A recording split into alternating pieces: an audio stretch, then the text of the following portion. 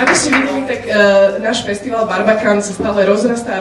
Niektorí s nami tu trávite už kto vie koľký ročník. Ja som tiež človečík, ktorý je tak trošku šmrcnutý kumštom a mám rád ľudí, ktorí dokážu počúvať muziku inými ušami, pozerať na svet inými očami, ktorí milujú pocit hľadania a pocit tvorenia.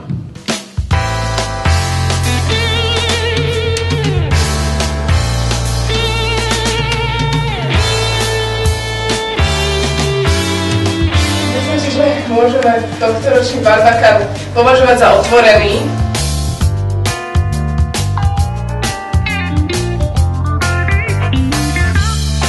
Ja tu mám po svojej lavici Marcela Pážmana, člena poroty. A čo by si ty šiel zajtra pozrieť, keby si mal tú šancu ako divák? Určite by som si šiel pozrieť posledný autobus Maťa Snopeka, ktorý som nevidel. Videl som pár fotografií a myslím, že to bude veľmi dobré. Cigan Martina Šulíka každopádne. Bol som na premiére, ale keďže som na premiére točil, tak som videl tak na 40%, takže si to chcem teraz pozrieť v kľude. A Stones kamene asi Katky Kerekešovej. Ako sa cítiš ako porodca? Nastavil si už nejaké súkromné kritériá, podľa čoho budeš hodnotiť súťažné filmy? No ja sa snažím to hodnotiť podľa toho, ako to na mňa zapôsobí. Asi sa nedá vyhnúť tomu, že aká je tam kamera, aký je strih, ale to najdôležitejšie je, že či má ten film myšlienku a či tam je nejaký príbeh, či má čo povedať, alebo prináša niečo nové.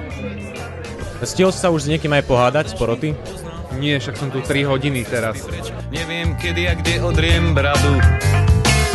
Mám ten skles, oblúk, skok, má aj rýchlosť kolenámi trasie. Ok, Michal, prosím ťa, vypichol by si nám na zajtra nejaké hudobné perličky?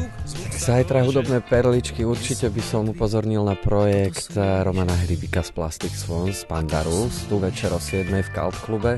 Potom samozrejme 100 múch, ktoré treba vidieť, je to v novom priestore alternatívnom divadelnom Záhrada.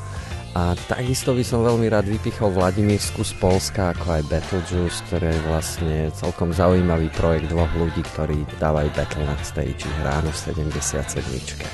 To sú také moje tipy. Samozrejme je tam toho zaujímavého ďaleko viac. Tak tento rok je novinkou Talent Stage. Môžeš nám povedať, čo to znamená?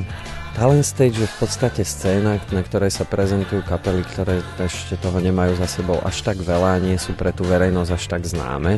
A tento rok nám na to slúži Cult Club, v ktorom budú zaujímavé projekty ako Pandarus, Adalbert, Corben Dallas alebo Laugasm a určite treba všetko z toho vidieť. Ja osobne by som si to veľmi rád všetko pozrel.